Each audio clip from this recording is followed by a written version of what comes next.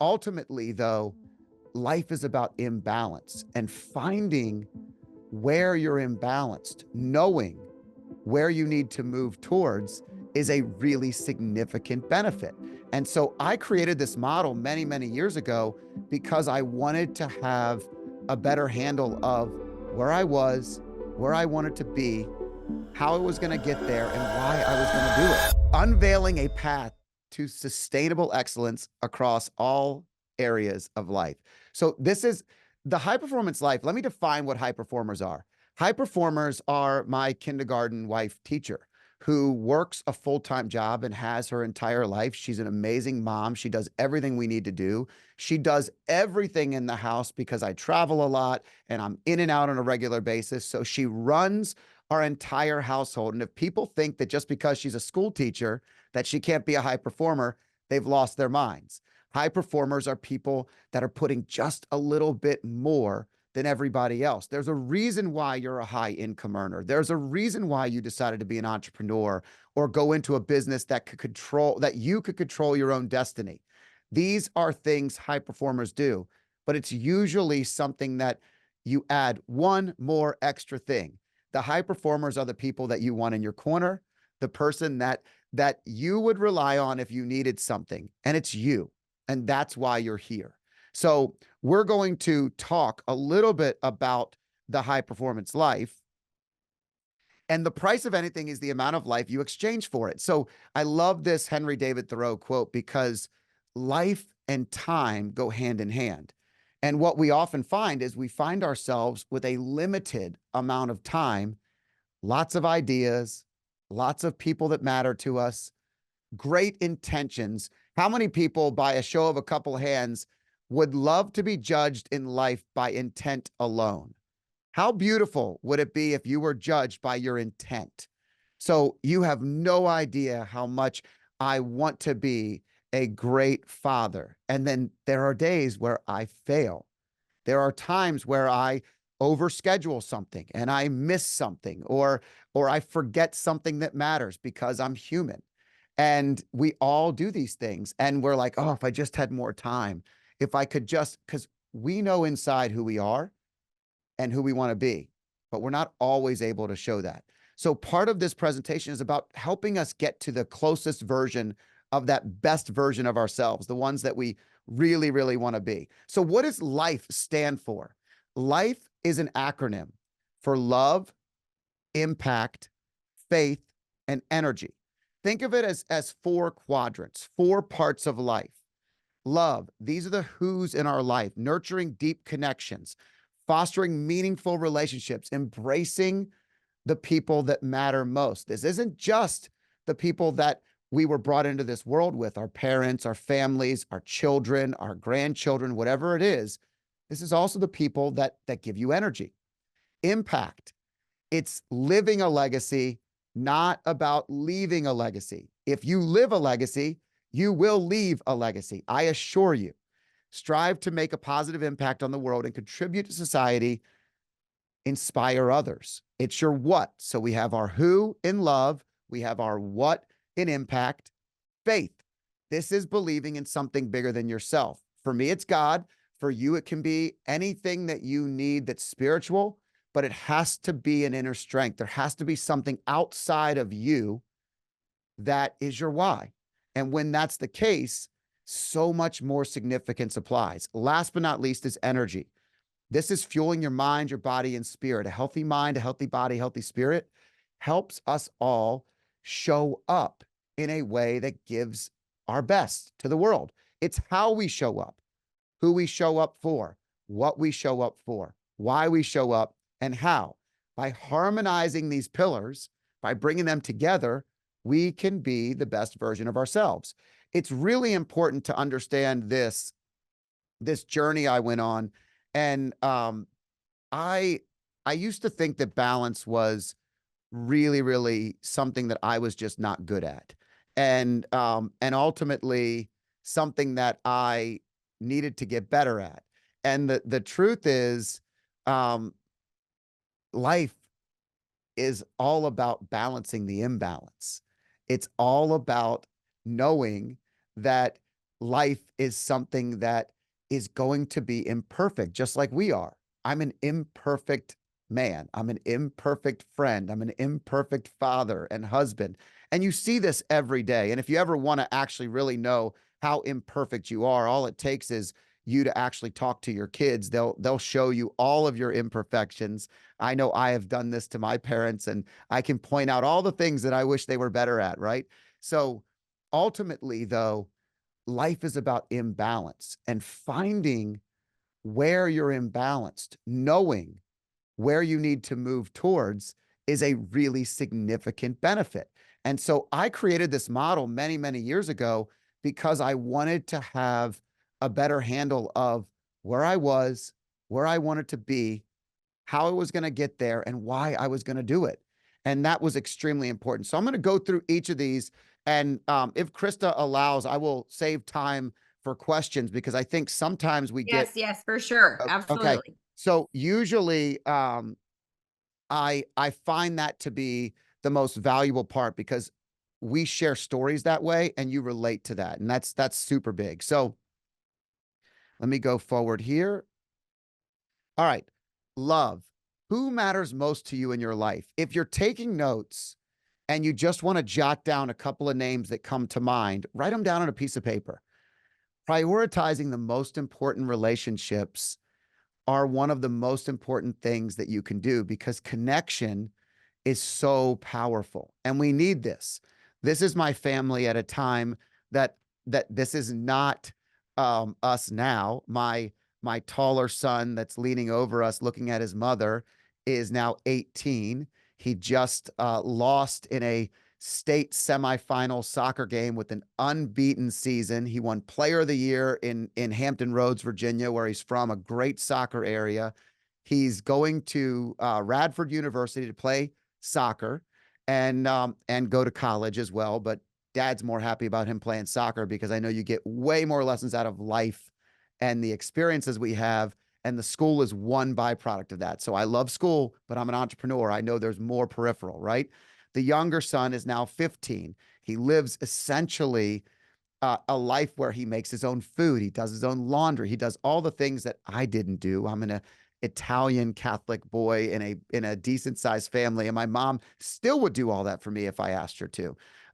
That's Leo there as the dog. He's a Hungarian Vizsla and a great family member. And my wife is last but certainly not least. Adrian is in the middle. This is a part of our life with our family, and this is my big why. It's one of the big whys, but it goes so much further beyond that. When I get into the love quadrant of my life, I start writing down and thinking of all the people that give me energy. Who in your life makes you feel good? Who in your life makes you feel bad? Where are the parts of your life with these humans that it could get better and better? If there's people in a business setting and you're in a room right now with a ton of people like yourself, right? That's the first step is surrounding yourself with the right who's. Krista and I met each other because we were in a room where we are willingly interesting and interested in each other. We're curious about learning from other people, businesses that are completely different from ours. It's the who's in our life that aren't just our family members. And so I wrote Ram there. This is my big takeaway. Many, many years ago, when the littlest kid was only a couple months old and the other guy was 3 years old, my wife and I were at 2 points where we thought we were completely connected. We had our second child. We were raising our family. We were ready to continue to grow. My business was taking off in a way that I could support us, not perfectly, but enough. And we just were bickering and arguing all the time. And finally, I walked in. I was like, what is going on right now? And my wife was like, hey, you keep doing all the stuff with the fun kid, and I have the baby all the time. And I think that we're just disconnected and we've got to figure this out. And so I booked us a trip to go to the Caribbean and we separated. Now, by the way, this was a everyday discussion, but for someone like me who is super engaged and in relationships, it wasn't just a small passing disagreement or a discussion. It was, I need to reconnect. I need to figure out a way to bring us back to what built this family, not just what I think is right. You know, in business, I'm really great at telling you what you need to do as a CEO of a company. I am listening, I'm learning, I'm growing from everyone around me, but I'm also really okay with making big decisions. In a family, it's not always that easy. You can't just have everybody do what you want them to do. And so we end up in the Caribbean and we're on the ferry heading over to Tortola, and my wife kind of leans into me and she gives me this big hug and she goes, "This is our Ram week." And I said, "Ram?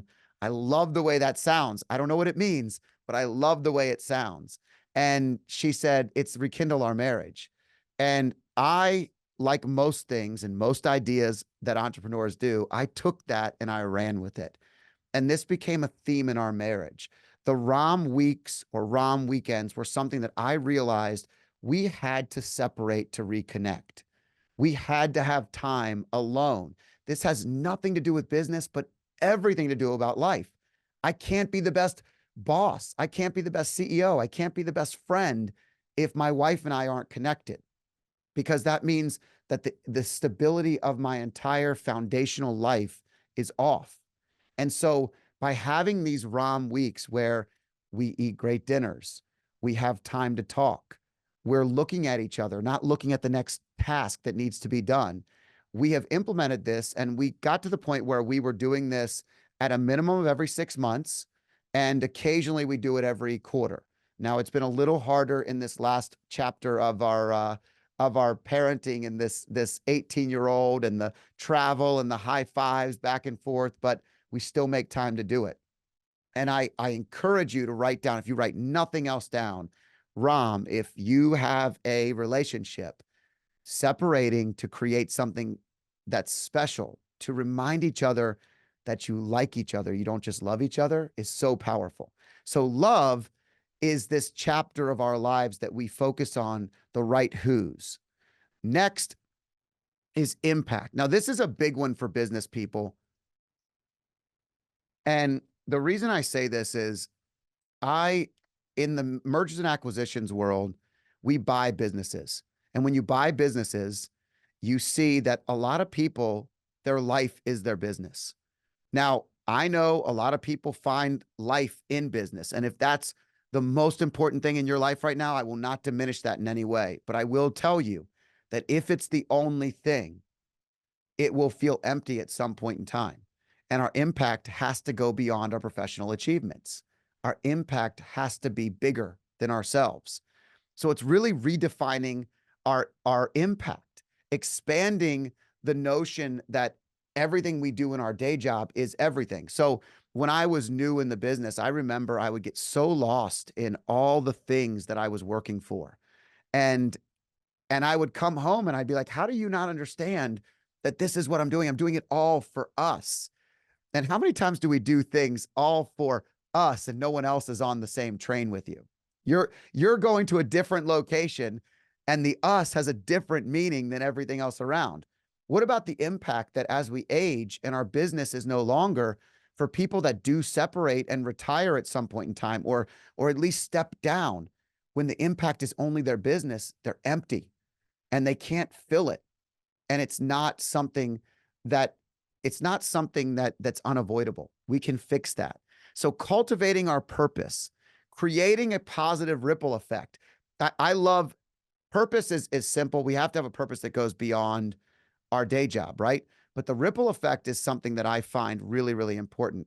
It's understanding how our actions, our attitudes, our choices can create a rippling effect to influence and inspire everyone around us. So I have something I call the habit of daily impact. So another small thing that if you want to write down anything else, I will tell a quick story. I I don't have bad days very often. I don't recognize them very often. I am high energy. I believe that you are the energy that you put out into the world. And so if I'm getting bad energy, it's on me. I've got to figure out how to change my demeanor. Sometimes I forget and I was having a bad day. I had just come in from out of town. I go to my Tahoe to pull it out of the driveway, out of the garage. I have a flat tire. I can't get to the tire. I don't have anything to reach it, to even pump it, to move. Um, the somehow like everything was just spiraling. I came into the office and one of my partners had made a major mistake, a major business mistake that was going to cost us tens of thousands of dollars. And I mean, I put my head on my desk and I was just absolutely like, this sucks. Everything about today is just not going well. And I got a text from the Boys and Girls Club director, Leah, who's a great friend of mine. And she reaches out to me occasionally for big things. And she sends me a quick message and she says, "Hey, I need to ask the board if we could potentially raise some money. I have a family in our club that's going to be homeless tonight and it's supposed to rain and I don't know what I can do. But do you think it'd be a problem to ask for the board to contribute a small amount of money individually? Like, who can I text, Scott?" And I picked my head up. I sent Leah a text. I said, "How much they need?" And she said it was $337. That's what it was going to cost for 1 week of wherever they needed to stay. And I asked Leah for her Venmo and I sent her the Venmo with the amount in it. It didn't go to the charity. I didn't get the deduction. I sent it to Leah and let Leah be the hero. Immediately, within 30 seconds, one of my partners walks in. He goes, "Hey, I figured out how to fix this. And it's actually we're gonna see a profit of $4,000 on this mistake. And it's gonna go into an extra account. And we can use it later. It's no problem." And then everything else started to go away. I call this the habit of daily impact because when I find myself caught up in myself, I'm not thinking about my impact to the world. I'm not thinking about how I'm impacting other people. So the habit of daily impact is what I do on a regular basis. It's smiling at somebody in the elevator, not having my face in my phone. It's complimenting the person at the grocery store that's checking you out. And yes, I still go to the grocery store and at the checkout line, not the self check. I hate self checks.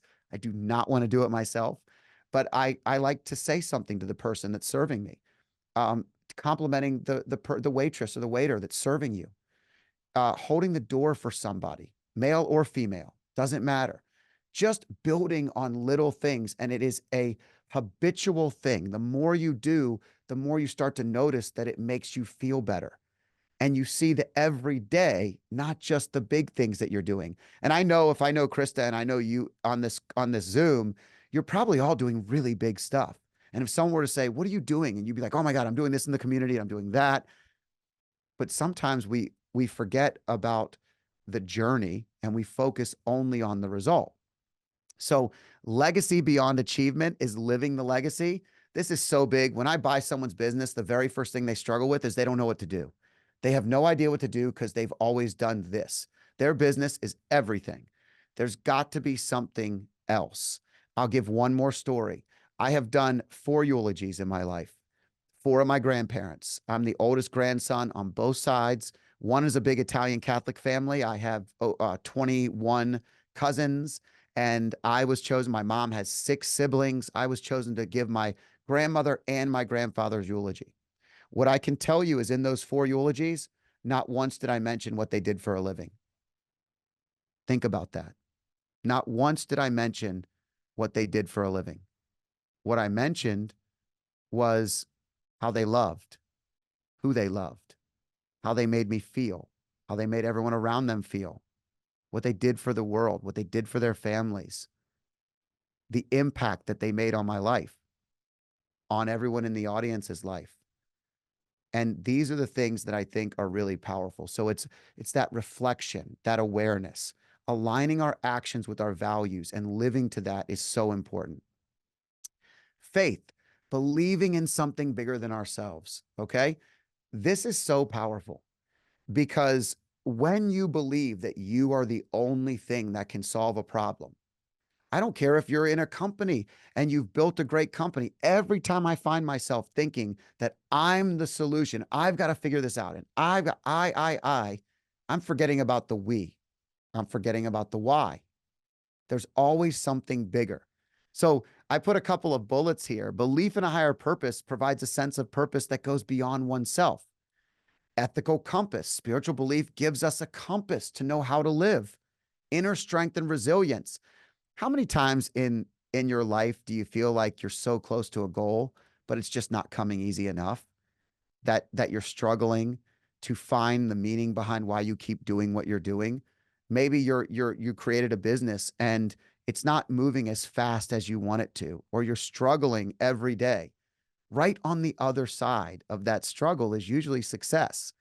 I had a young boy one time who one of my nieces was dating, and she must have broke his heart because he delivered a pizza to my house and he started crying on my front porch.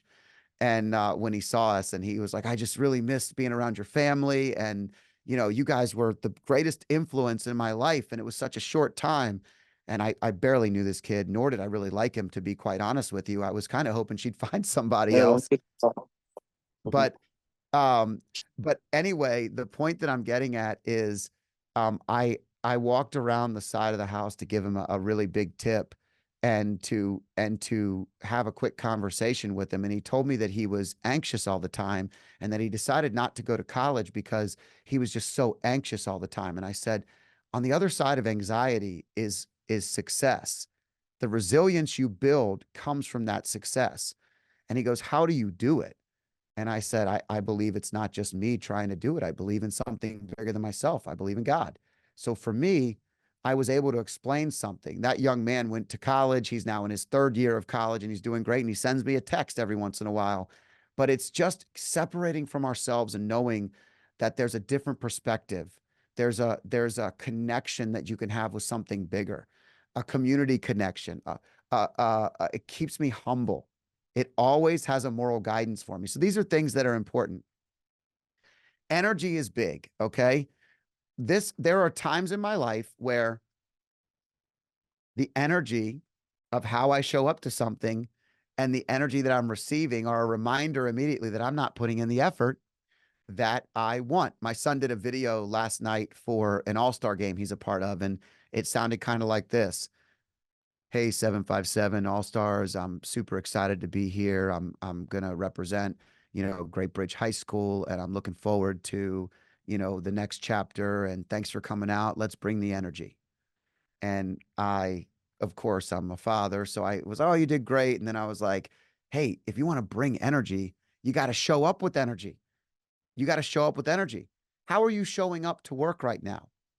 Are you angry and upset at yourself because you're not having the performance that you want in your work performance, in your life? You're not having the results you want, but you're showing up eating the worst foods, not exercising, not sleeping, not taking care of yourself.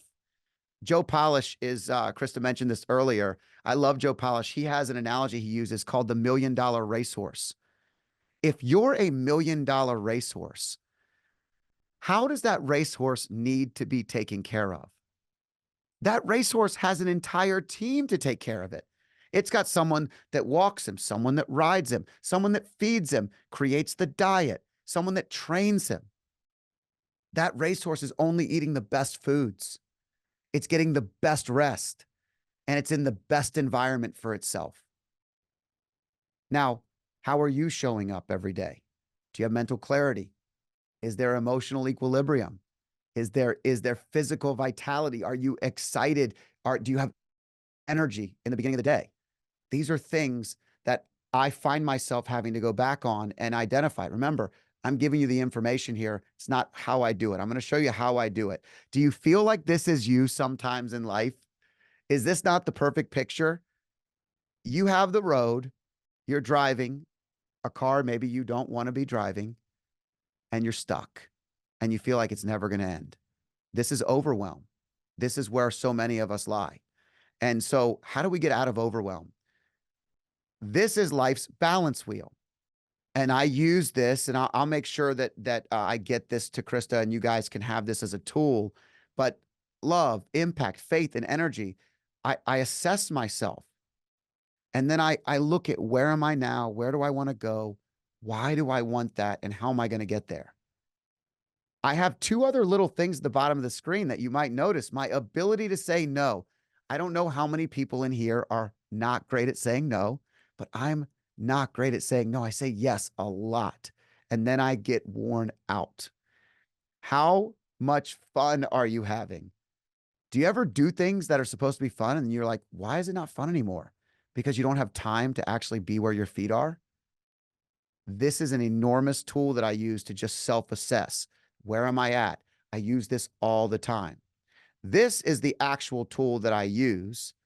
And this is so simple. If you have a big calendar in your office, and if you don't, I suggest you buy one. Rip off the last month of the huge calendars, right? And I draw 4 boxes: love, impact, faith, and energy. And I brain dump everything in my mind about the people that I love, or the people that I want to spend more time with, or the people that give me energy. I write their names down. I write what I want to do. I just brain dump every single thing in this category for love. For impact, all the things at work that are bogging me down, I physically write them down, and I just brain dump until there's nothing else that can come out of my brain in impact. Faith, am I showing up? Am I doing the things that I want? Am I seeing the results I want, but I'm putting zero time and energy into my faith? Energy. There have been many times in my life where I'm not as healthy as I want to be, and I have to identify where these are. When do I use this tool? I use it every year for a year in review, and I use it every year to plan where I want to accomplish the next goals, the next dreams, the next, important things to our family. Whatever it is, this is a yearly planning tool. It's also something I do every time I'm overwhelmed. I've helped our team here when they've lost a loved one, or they're scrambling because they just can't get out of their own way. My COO is an amazing COO. And every once in a while, I have to remind myself that my job is to help her prioritize the most important tasks. And we go through this exact thing, because it's not just about the tasks in her work life, it's about the tasks in life in general that usually are the things that are bogging us down. Most of the time, I find out that our employees are blaming work for the very things that they have trouble with at home. And so if we can unite these things, this is really, really good. I use this, and when I write these things down and I go through these different iterations of love, impact, I brain dump, I then circle the most important things, and that's my priority list. I can't do everything on that list, but I can choose where am I doing well, where am I not doing well. If life is full of imbalance, it's not about saying I'm going to get to perfect balance. You won't. If you're doing anything worth living for, anything worth being appreciated for, anything great, not just good, but great, you're going to be dedicating more time to something than you are other things. It's the self-awareness that we have to be able to come out of that moment, prioritize where you're lacking, and then dedicate the time and energy there. So if I know that last year we had a huge acquisition, I spent more time working on that than anything I've done in my entire life. I had over 100 people that were a part of our company. I had people that were monetizing their life's work. I was creating a pathway, and I was fully responsible for it alone. It was so much pressure. Does that mean that my wife got the attention that she needed every day? No. It means that I had to be aware enough to know when I was present, when we had time to reconnect, I was able to share the stories along the way. I was able to listen and be curious and come up with our next chapter. But it took that separation to be able to do that. So this is a strategy for balance and overwhelm. My morning routine is not something that I change. I wake up every morning, I read scripture, I work out, I get in my sauna, I do a cold plunge. I'm a sprinter. Folks, I don't know about you, but I'm not an endurance runner. I don't enjoy long races. I appreciate them when they're done, but I don't care to run a marathon. Never wanted to. I'd rather run sprints. I would sprint a mile, walk a mile, sprint a mile, walk a mile. Knowing myself has allowed me to build a schedule around myself. I take I take mental breaks. I don't allow my days to ever be back to back to back to back. They can be, and I have had it happen. I actually have one today, but it's doing something like this that gives me energy, that allows me to do it, not things that only suck my energy. Evening routines, weekly, monthly, yearly evaluations. These are the things that really matter. And I'm going to just zoom through a couple of these things because I talked about self-awareness. You really want to be in that self-awareness zone. You want to have a mindset of accountability. And this is a drill and a skill all about recalibrating where you are. It's constant. What I love about the high performance life model is this is not a model that's something you do once. It's not the Atkins diet or the keto diet and then you quit because you lost the weight. This is something that you will do the rest of your life and it will work. And what you're doing is you're creating a maintenance schedule. You're creating, like, your car cannot run if you don't get the oil changed, if you don't put good gas in it. I tell my kids all the time, and they love to laugh at me, I'm a Ferrari and I need the best gas and the best oil and the best garage kept. And that's why I stay in a nice hotel. And that's why I don't eat fast food. And they get mad at me because I don't want to stop at Chick-fil-A. By the way, I love Chick-fil-A. I just don't like to eat it because it's not what goes into the body that's going to give me the best results. So understanding and creating those values on all levels and then living to them is really, really valuable, and evaluating it to where you are now and where you want to be. So, action plan, reflecting on our current life priorities and values, identifying areas of growth and improvement, prioritizing the professional and the personal. Where do you need to be? Action plans and milestones, things that make you feel great. What are you doing? Committing to disciplined approaches and embracing an interactive approach for continuous growth. I'll add one more. Tell people what you're doing. Share it. The more you share it, the more you're out there.